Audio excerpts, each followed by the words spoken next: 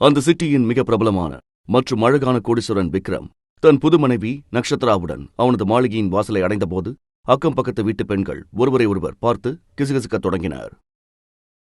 அங்க பாருடி, இவனுக்கு பொண்ணுங்கனாலே பிடிக்காதுன்னு நினைச்சேன். ஏய், மெதுவா பேசு. அவன் காதுல விழுந்தா உன்னை உயிரோட தோலை உரிச்சிருவான். அடி போடி, இந்த ஊருக்கே இவனோட நெஜம் என்னன்னு நல்லா தெரியும். இன்னைக்கு எந்த அப்பாவி பொண்ணோட தலைவிதி இப்படி ஆச்சோ தெரியல. இந்த அரக்கனுக்கு போய் வாக்கப்பட்டிருக்காளே. நீங்க பேசுறது எனக்கு கேக்குது. நான் ஒன்னும் செவிட இல்ல. விக்ரமுக்கு பெண்கள் என்றாலே தீராத வெறுப்பு என்பது ஊரறிந்த விஷயம்.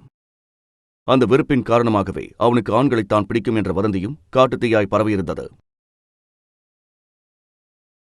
உங்களுக்கு வாயிருக்கின்றதுக்காக என்ன வேணா பேசுவீங்களா? நான் யாருன்னு உங்களுக்கு தெரியும்ல. என் மூடு மாறினா நான் என்ன செய்வேன்னு தெரியும். அன்னைக்கு உங்க ஃப்ரெண்ட் ஒருத்தர் இருந்தாலே புஷ்பா என்ற பெயரை கேட்ட அடுத்த கணமே அந்த பெண்களின் உடல் பயத்தால் நடுங்கியது. அன்னைக்கு அவளுக்கு என்ன ஆச்சுன்னு அதுக்குள்ள மறந்துட்டீங்களா? இப்ப என்ன அப்படியே என் பெட்ரூம் வரைக்கும் வரப்போறீங்களா? வாங்க வாங்க. விக்ரமின் ஆக்ரோஷமான குரலை கேட்டதும் அந்த பெண்கள் அலறி எடுத்துக்கொண்டு ஓடி தங்கள் வீட்டு கதவுகளை தாழிட்டுக் கொண்டனர். ஒரு மிருகத்தோட கல்யாணமா?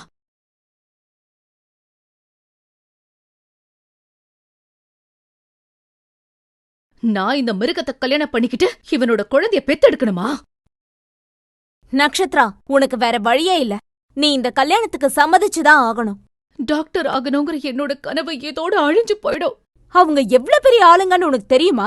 என்ன வேணா நடக்கும். உன் மாமாவோட உயிரே அவங்க கையில தான் இருக்கு. உன்னை பத்தி மட்டுமே யோசிக்கிறதுக்கு நீ ஒன்னும் அவ்வளவு சுயநலவாதி இல்ல. கடைசியில் அந்த பரிதாபமான பூ போன்ற நட்சத்திரா மணமகள் கோலத்தில் அலங்கரிக்கப்பட்டாள். அவளது பேரழகை காண்போர் அனைவரும் அப்படியே சொக்கிப்போகும் அளவிற்கு அவள் தேவதை போல் காட்சியளித்தாள். ஆனால் மறுபுறமோ அந்த அழகான அரக்கன் நின்றிருந்தான். உண்மையில் இதன் பின்னணியில் உள்ள ரகசியம் என்ன? வாருங்கள், முழுமையாக தெரிந்து கொள்வோம்.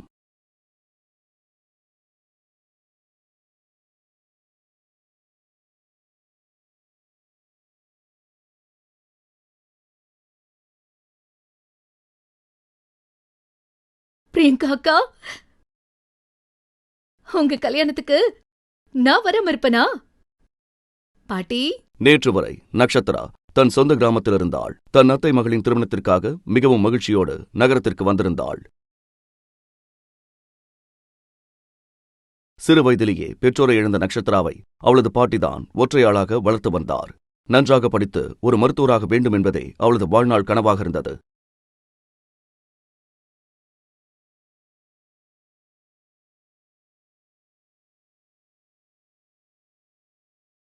ஆனால் அதற்குள் என்ன நடந்தது? பிரியங்காவிற்கு பதிலாக நக்ஷத்ரா எப்படி மணமேடையில் அமர்ந்தாள்? இன்று சென்னை நகரில் ஆயிரக்கணக்கான மனிதர்கள் மற்றும் கேமராக்களின் வெளிச்சத்திற்கு மத்தியில் நாட்டின் மிக சக்தி வாய்ந்த தொழிலதிபரான விக்ரமின் திருமணம் நடந்து கொண்டிருந்தது. ஆனால் திருமண மண்டபத்தில் தன் மணமகளுக்காக காத்திருக்க வேண்டிய விக்ரம் எதை பற்றியும் கவலைப்படாமல் தன் லேப்டாப்பிலும் போனிலும் மூழ்கியிருந்தான். விக்ரம் போன்ற ஒரு மாபெரும் மனிதன் ஏன் ஒரு சாதாரண நடுத்தர குடும்ப பெண்ணை திருமணம் செய்கிறான் என்று ஒட்டுமொத்த நகரமே வியப்பில் ஆழ்ந்திருந்தது. முகூர்த்த நேரம் முடிய போகுது. பொண்ண சீக்கிரமா கூட்டிட்டு வாங்க. மருமகளை சீக்கிரம் மேடைக்கு கூட்டிட்டு வாங்க. இதோ இதோ இப்பவே கூட்டிட்டு வரேன்.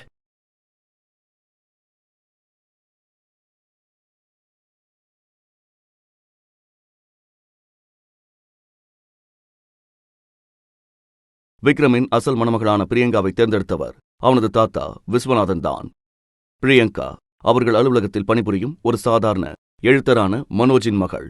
தன் தந்தையின் கட்டாயத்திற்கு பணிந்து சாதாரண தோற்றமுடைய பிரியங்கா இந்த திருமணத்திற்கு சம்மதித்திருந்தாள். ஆனால் இன்று திருமணத்தன்று மனோஜ் தன் மகள் பிரியங்காவின் அறைக்குள் நுழைந்தபோது அதிர்ச்சியில் அவரது காலடி மண் சரிந்தது. மணமேடைக்கு செல்ல வேண்டிய சில நிமிடங்களுக்கு முன்பு பிரியங்கா அங்கிருந்து தப்பி ஓடியிருந்தாள். பிரியங்கா, என்ன காரியம் பண்ணி வச்சிருக்க? மகள் ஓடிவிட்டதை உணர்ந்த பெற்றோர் பயத்தால் நடுக்கத் தொடங்கினர்.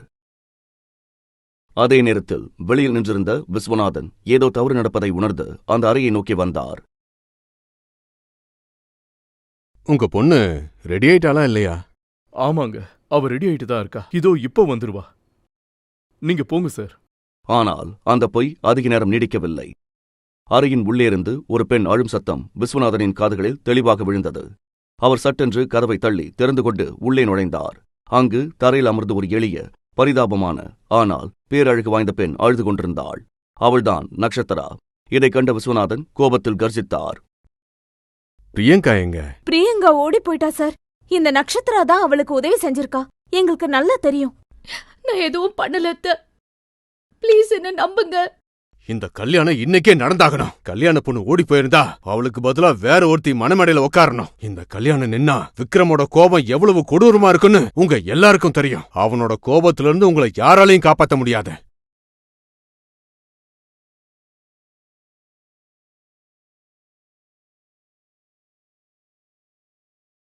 உண்மையில் விக்ரமுக்கு பெண்களை பிடிக்காது. விஸ்வநாதன் தனக்கு மாரடைப்பு ஏற்பட்டது போல் நடித்துதான் விக்ரமின் இந்த திருமணத்திற்கு சம்மதிக்க வைத்திருந்தார்.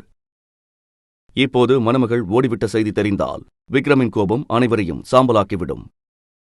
பயத்தின் உச்சத்திற்கு சென்ற பிரியங்காவின் தாய் ஷீலா, இவளாலதான் இந்த அசிங்கமே நடந்துச்சு.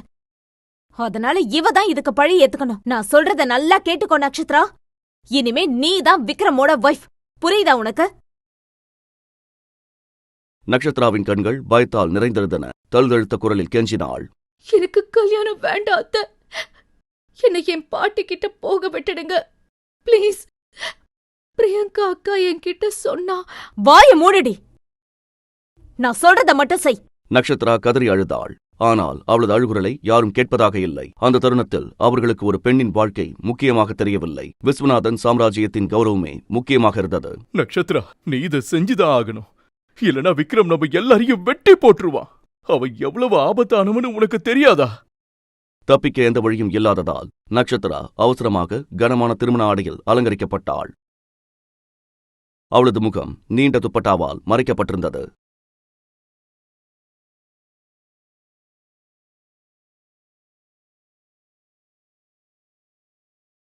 கைய முன்னாடி நீட்டுங்க.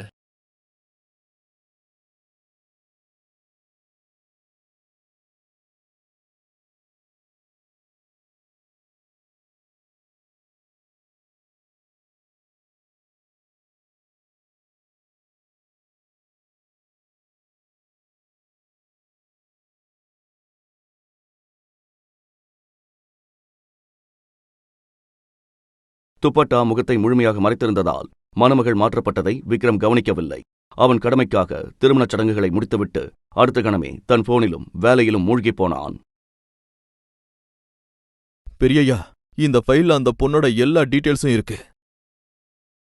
இதற்கிடையில் நக்ஷத்ராவை பற்றி முழுமையாக அறிந்து கொள்ள விஸ்வநாதன் அவளது முழு விவரங்களை சேகரித்திருந்தார். ஆனால் ஒரு கொடூர விபத்தில் இறந்த நக்ஷத்ராவின் பெற்றோரின் விவரங்களை பார்த்த அடுத்த கணமே அவர் உறைந்து போனார். அவர் தனக்குள்ளேயே முணுமுணுத்தார். ஆரம்பத்துல 2-3 நாள்ல இவளுக்கு விவாகரத்து கொடுத்து அனுப்பிடலான்னு நினைச்சேன். ஆனா இனி அப்படி நடக்காது. இந்த பொண்ணுதான் என் பேர விக்ரமோட வாழ்நாள் மனைவியா இருப்பா. திருமணச் சடங்குகள் முடிந்து நக்ஷத்ரா விஸ்வநாதன் மாளிகையின் பிரம்மாண்ட வாசலை வந்தடைந்தாள். விக்ரம் அவளுக்காக காத்திராமல் வேகமாக உள்ளே நடக்கத் தொடங்கினான். விக்ரம், கல்யாணத்துக்கு அப்புறம் வீட்டுக்குள்ள தனியா போகக்கூடாது. உன் மனைவியை கூட்டிட்டு உள்ளவா. சிறுவயதிலேயே பெற்றோரை இழந்த விக்ரமுக்கு உலகிலேயே தன் தாத்தாவை தவிர வேறு யாரும் முக்கியமில்லை. அவர் சொல்லை அவன் தட்டியதே இல்லை.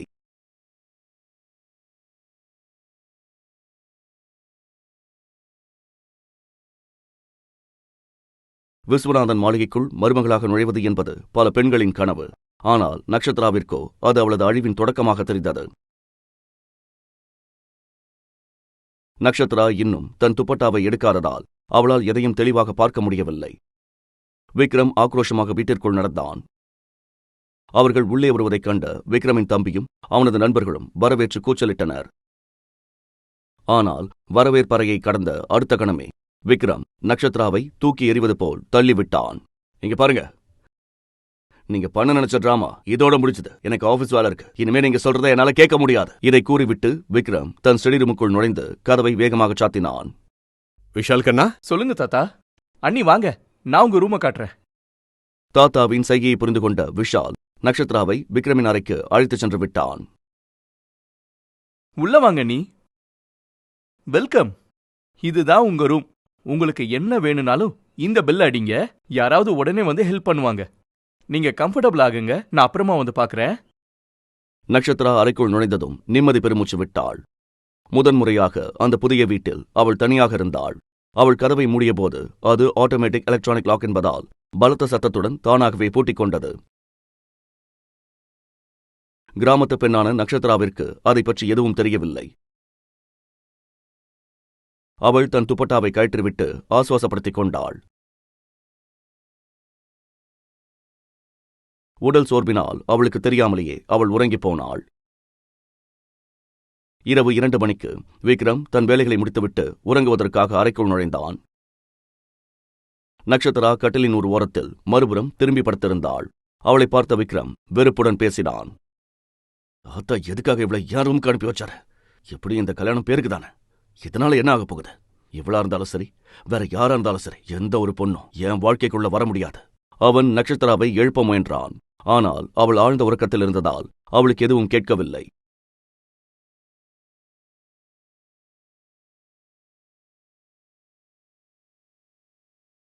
எரிச்சல் அடைந்த விக்ரம் டேபிளில் இருந்த கண்ணாடி கிளாஸை தட்டிவிட்டான். அது தரையில் விழுந்து சுக்குநூறாக உடைந்தது. அந்த பலத்த சத்தத்திலும் நட்சத்திரா விழிக்கவில்லை.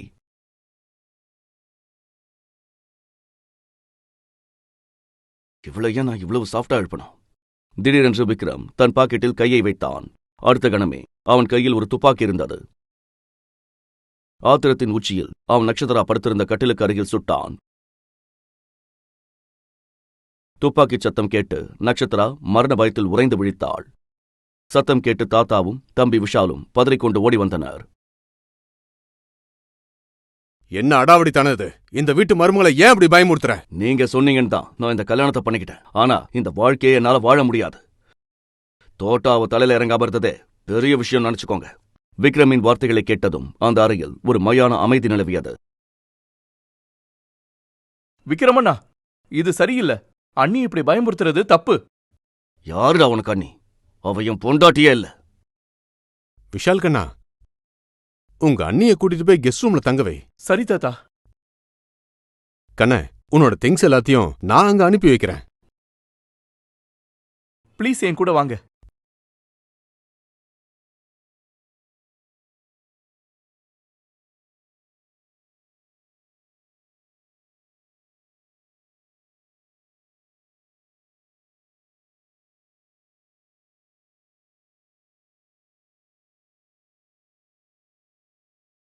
எங்களை மன்னிச்சிருமா.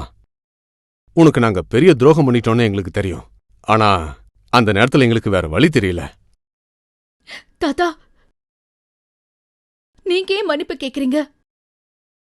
எது நடந்திருந்தாலும் அதுல உங்க தப்பு எதுவும் இல்ல. கண்ணு, உன்னால என் பேரன் விக்ரம மாத்த முடிஞ்சா நீ ஆசைப்பட்ட மாதிரியே உன்னை ஒரு டாக்டர் ஆக்குறேன்னு நான் சத்தியம் செய்றேன். இது என் வாக்கு. இதை கேட்டதும் நட்சத்திராவின் கண்களில் ஒரு புதிய நம்பிக்கை பிறந்தது. எனக்கு தெரியுமா, உன்னால மட்டும்தான் இதை செய்ய முடியும். இப்ப ரொம்ப நேரம் ஆயிடுச்சு. நான் உன் சூட்கேஸ் அனுப்பி வைக்கிறேன். நீ ட்ரெஸ் சேஞ்ச் பண்ணிட்டு தூங்கு. விக்ரம் நாளைக்கு காலையில் ஒரு பிசினஸ் டீலுக்காக பாரிஸ் கிளம்புறான்.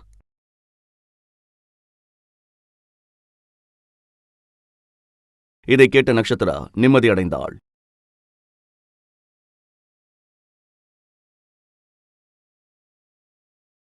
மறுநாள் காலை அவளுக்கு அந்த சிட்டியின் காலை பொழுது மிகவும் இதமாக இருந்தது.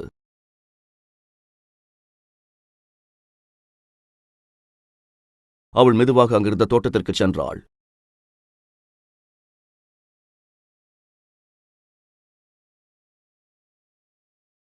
அங்கு கார்டனில் ஒருவன் ஃபார்மல் உடையில் நின்று பெரிய கத்திரிக்கோளால் செடிகளின் கிளைகளை வெட்டிக் கொண்டிருப்பதை பார்த்தாள்.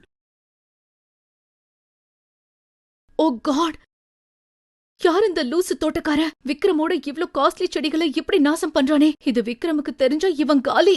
எங்க என்ன பண்ணிட்டு இருக்க நீ? அந்த மனிதன் நட்சத்திராவை நோக்கி திரும்பினான். அவனது காந்த கண்கள் அவளை ஊடுருவின. ஒரு கணம் அவளது இதயம் துடிக்க மறந்தது. ஒரு பக்கம் அந்த துப்பாக்கி வச்சிருக்கிற அரக்கன் கிட்ட இருந்து உன்னை காப்பாத்த பாக்குறேன். ஆனா நீ என்னடானா என்ன இப்படி முறைச்சு பாக்குற? அந்த மனிதன் வேறு யாரும் அல்ல, விக்ரம் தான். அவன் பாரிஸ் கிளம்பவிருந்தான். ஆனால் மோசமான வானிலை காரணமாக பயணம் தள்ளிப்போனது. செடிகளை வளர்ப்பது மட்டுமே அவனது ஒரே பொழுதுபோக்காகும். பாவம், நக்ஷத்ராவிற்கு அது தெரியவில்லை. அதேபோல் விக்ரமுக்கும் நக்ஷத்ராவின் உண்மையான அடையாளம் தெரியவில்லை. நீ யார் கூட பேசிட்டு இருக்கின்ற அறிவு இருக்கா உனக்கு? இன்னும் டைம் இருக்கு. உன் பேக் எடுத்துக்கிட்டு இங்கிருந்து ஓடி போயிடு. விதி யாரையும் சும்மா விடாது.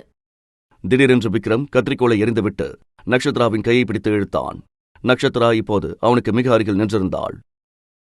ஒரு கணம் விக்ரமும் அவளது அழகில் தன்னை மறந்தான். என் கைய பிடிக்க உனக்கு எவ்வளவு தைரியம்? ஒரு வேலைக்காரனா மட்டும் இருக்க கத்துக்கும், புரியுதா? என்ன வேலைக்காரன்னு சொல்றியா? நான் யாருன்னு உனக்கு தெரியல?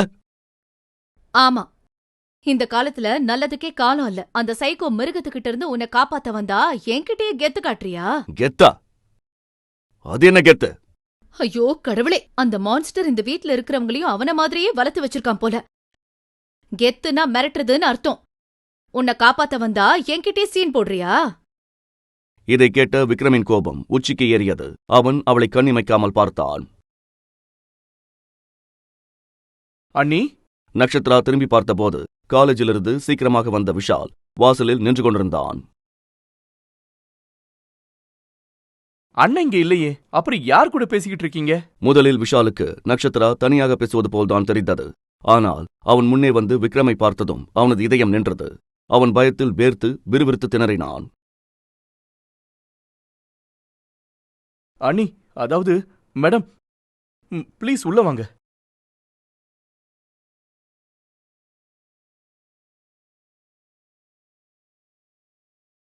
எவ்வளவு பெரிய துரோகமா விஷால்! இந்த உண்மையை என்கிட்ட இருந்து ஏன் மறைச்சிங்க? பிரியங்காவிற்கு பதிலாக நக்ஷத்ராவைத்தான் திருமணம் செய்திருக்கிறான் என்ற உண்மை விக்ரமுக்கு இதுவரை தெரியாது. ஆனால் விஷால் தெரியாமல் உண்மையை உளறிவிட்டான். அண்ணா, நான் சொல்றது கேளுங்க. எனக்கு ஒரு சான்ஸ் கொடுங்க. நிஜமா உங்க கல்யாணம் வேற ஒருத்தியோட தான் நடக்க வேண்டியிருந்தது.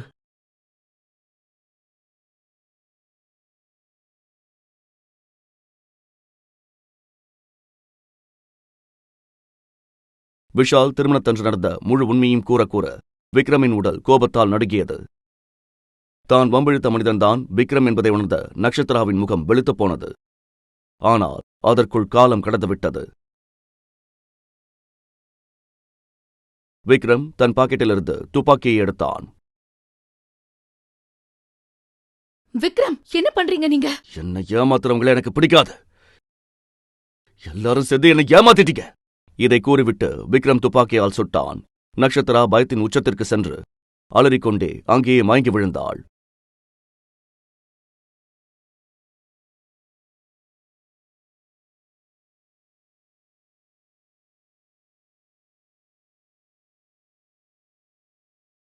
விஷால் நக்ஷத்ராவை சோஃபாவில் படுக்க வைத்துவிட்டு தன் நண்பனும் பிரபல அறுவை சிகிச்சை நிபுணருமான டாக்டர் துருவை வீட்டிற்கு அழைத்தான். நக்ஷத்ராவின் நிலையை பார்த்து தாத்தா விக்ரமுக்கு நிலைமையை விளக்க முயன்றார். விக்ரம்,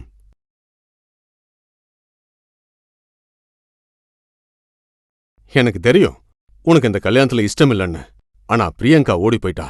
குடும்ப மானத்தை காப்பாத்தத்தான் நாங்க நக்ஷத்ராவை மணமடையில உட்கார வச்சோம். நீங்க பெரிய தப்பு பண்ணிட்டீங்க தாத்தா. இதை நீங்க செஞ்சிருக்க கூடாது. விக்ரம் கோபமாக தன் அறைக்கு சென்றான். துருவ் வந்து நக்ஷத்ராவை பரிசோதித்துவிட்டு அவளுக்கு ஒரு ஊசி போட்டான். பயப்படுறதுக்கு ஒன்றும் இல்ல, இன்ஜெக்ஷன் போட்டிருக்கேன். அன்னிக்கு இன்னும் கொஞ்ச நேரத்துல மயக்கம் தெளிஞ்சிரும். துருவ் பேசி முடித்த அடுத்த கணமே விக்ரமின் அறையிலிருந்து மீண்டும் ஒரு துப்பாக்கிச் சத்தம் கேட்டது. அனைவரும் அதிர்ந்து போயினர். அவர்கள் விக்ரமின் அறையை நோக்கி ஓடினர். விஸ்வநாதன் பயத்தில் வேர்த்து விறுவிறுத்து போய் ஓடக்கூட தெம்பில்லாமல் அறைக்குள் நுழைந்தார். அங்கு விக்ரமின் கையிலிருந்து ரத்தம் கொட்டிக் கொண்டிருப்பதை கண்டார். விக்ரமண்ணா, என்ன இது? துரு, சீக்கிரம் பாரு! அங்கு வந்த தாத்தாவால் மூச்சு விடக்கூட முடியவில்லை. அந்த அதிர்ச்சியில் அவர் நிலை குலைந்து போனார். துரு, தாத்தாவை பார் முதல்ல. தாத்தா! தாத்தா மூச்சு திணறுவதைக் கண்ட விக்ரம் காரை உடனே எடுக்குமாறு துருவிடம் கத்தினான். தாத்தா! அனைவரும் தாத்தாவை தூக்கிக் கொண்டு கீழே வந்தனர். அப்போது அனைவரது கண்களும் ஒன்றன் பின் ஒன்றாக சோஃபாவில் மயங்கி கிடந்த நக்ஷத்ராவின் மீது இருந்தது. கடைசியாக விக்ரமின் பார்வை அவள் மீது விழுந்தது. அவன் அவளை ஆத்திரத்துடனும் வெறுப்புடனும் பார்த்தான். தாத்தாவோட இந்த நிலைமைக்கு நீ மட்டும்தான் காரணம் நட்சத்திரா. இதுக்கு நீ கண்டிப்பா பழி ஏத்துக்கணும்.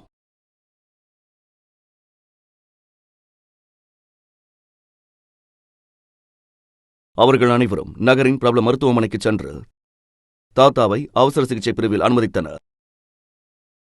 வீட்டில் நட்சத்திரா மயக்கம் தெளிந்து எழுந்தபோது அங்கிருந்த அமைதி அவளை பயமுறுத்தியது. தலைபாரத்துடன் அவள் வீடெங்கும் தேடினாள். தாத்தா தாத்தா விஷால், யாராவது இருக்கீங்களா? மேடம் நில்லுங்க. நீங்க யாரு? ஏன் வழியை ஏன் மறைக்கிறீங்க? மேடம், என் பேரு தேவ். வீட்ல யாரும் இல்ல. உங்களுக்கு வெளியே போக அனுமதி இல்ல. யாரும் இல்லையா? இப்பதானே எல்லாரும் இங்க இருந்தாங்க. தாத்தா எங்க? தாத்தாவுக்கு திடீர்னு உடம்புக்கு முடியாம போயிடுச்சு. எல்லாரும் அவரை ஹாஸ்பிட்டலுக்கு கூட்டிட்டு போயிருக்காங்க. நான் இப்பவே அவரை பார்க்கணும். என்ன மன்னிச்சிருங்க மேடம். விக்ரம் சாரோட அனுமதி இல்லாம உங்களை என்னால அனுப்ப முடியாது. எனக்கு யாரோட அனுமதியும் தேவையில்ல.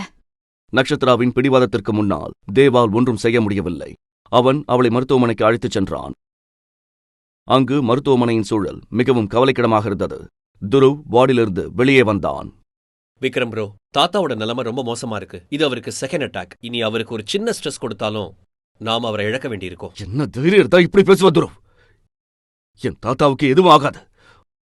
அத முதல்ல உன் மனசுல வச்சுக்கோ. உண்மையை சொன்னா உன்னோட இந்த பிடிவாதமும் கோபமும் தான் அவரோட உயிருக்கே ஆபத்தா முடியுது விக்ரம். அவனை விடு. விக்ரமின் நண்பர்களான ஆகாஷும் ஷங்கரும் இடையில் புகுந்து தடுத்தனர். விக்ரம் உடைந்து போய் சுவரோரம் நின்றான். அதே நேரத்தில் நட்சத்திரா ஓடி வந்து எதிர்பாராத விதமாக விக்ரமின் மீது மோதினாள். அவள் நிமிர்ந்து பார்த்தபோது விக்ரம் நெருப்பைப் போல் நின்று கொண்டிருந்தான். நீ எதுக்கு இங்க வந்த? நான் தாத்தாவை பார்க்க வந்தேன். தாத்தாவை சாகுற நிலைமைக்கு கொண்டு போயிட்டு இப்ப இங்க வந்து நாடகம் ஆடுறியா? நட்சத்திரா நடுங்கினாள். தான் கட்டிக்கொண்ட கணவன் இவ்வளவு இரக்கமற்றவனாக இருப்பான் என்று அவள் நினைக்கவில்லை. என்ன ஒரு தடவை தாத்தாவை பார்க்க விடுங்க ப்ளீஸ். தாத்தாவோட பேரை உன் வாயால கூட சொல்லாத. உன் அழக வச்சு என் குடும்பத்தையே மயக்கலான்னு நினைச்சா அது நடக்காது. உன் வலைய வேற எங்கேயாவது போய் வீசு. என்கிட்ட இதெல்லாம் செல்லாது. நட்சத்திரா ஏதோ சொல்ல முயன்றாள். ஆனால் வார்த்தைகள் வரவில்லை. அப்போது பின்னாலிருந்து தேவின் குரல் கேட்டது. பாஸ், தாத்தாவுக்கு மயக்கம் தெளிஞ்சிருச்சு. உங்களை பார்க்கணும்னு சொல்றாரு. விக்ரம் நட்சத்திராவின் கையை உதறிவிட்டு தாத்தாவை பார்க்க உள்ளே சென்றான்.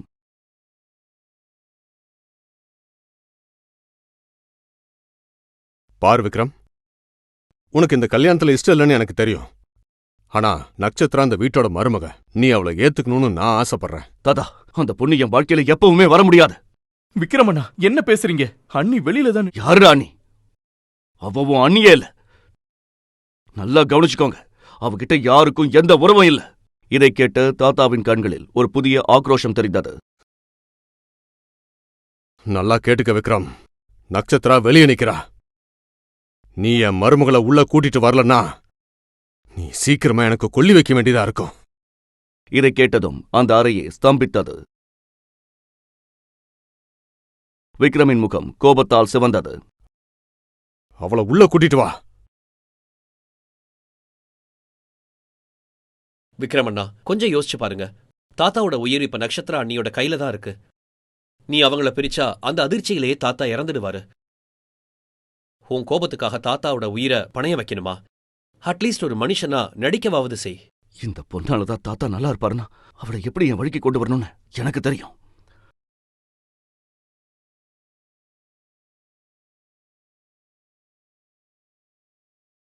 ஒரு விஷயத்தை ஒத்துக்கணும். நீ வந்த உடனே என் வீட்டோட பலவீனமான இடத்த நல்லா பிடிச்சுக்கிட்ட.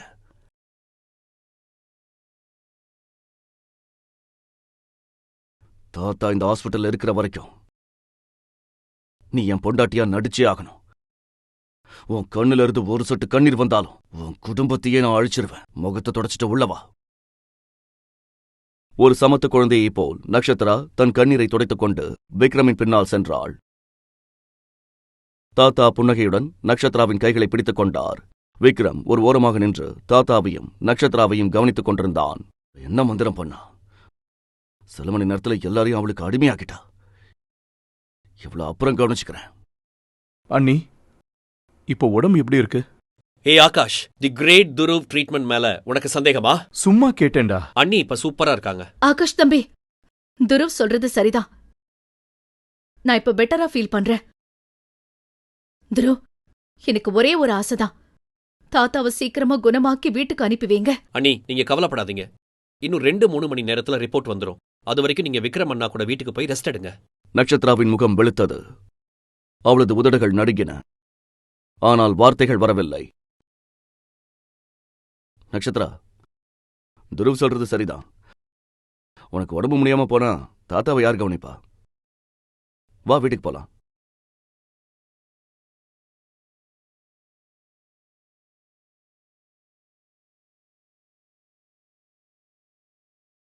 சங்கர், என் அண்ணன் பேசுறத தான் நான் கேக்குறேனா? அண்ணனுக்கு என்ன ஆச்சு? அண்ணியோட பாச மந்திரம் வேலை செய்ய ஆரம்பிச்சிருச்சு போல.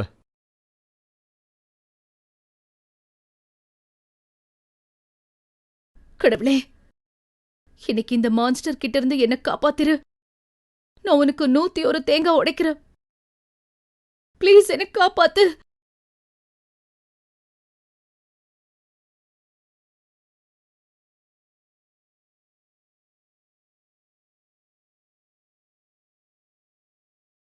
மாளிகையை அடைந்ததும் விக்ரம் பின்னால் திரும்பி பார்க்காமல் உள்ளே சென்றான். தேவ் நட்சத்திராவிற்கு காரின் கதவை திறந்தான்.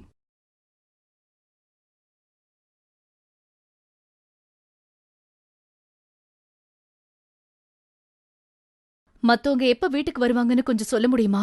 கவலைப்படாதீங்க அண்ணி, இன்னும் 3 மணி நேரத்துல வந்துருவாங்க. உங்களுக்கு என்ன வேணாலும் சொல்லுங்க, நான் வெளியே தான் இருப்பேன். விக்ரமுடன் தனியாக இருக்க நட்சத்திரா மரண பயம் கொள்கிறாள் என்பதை தேவ் புரிந்து கொண்டான்.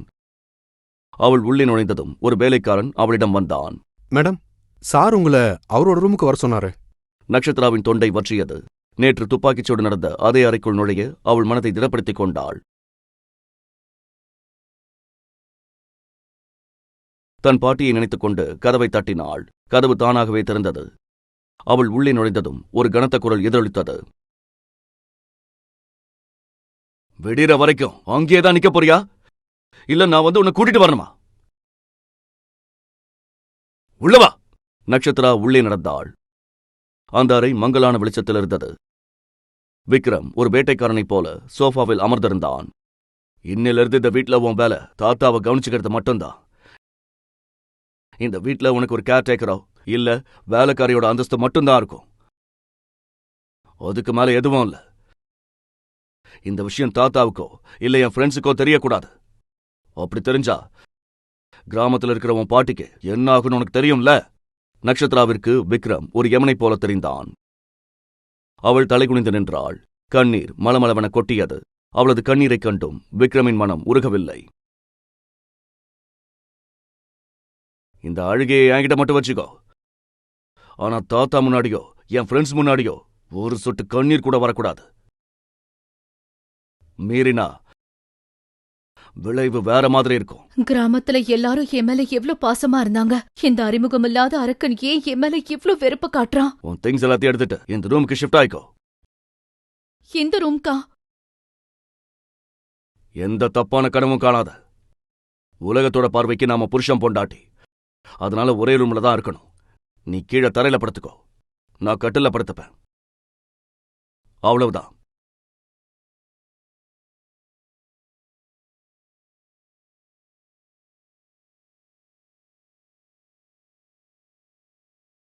நட்சத்திரா தாத்தா கொடுத்த அறைக்கு ஓடிச் சென்று கதறி அழுதாள்.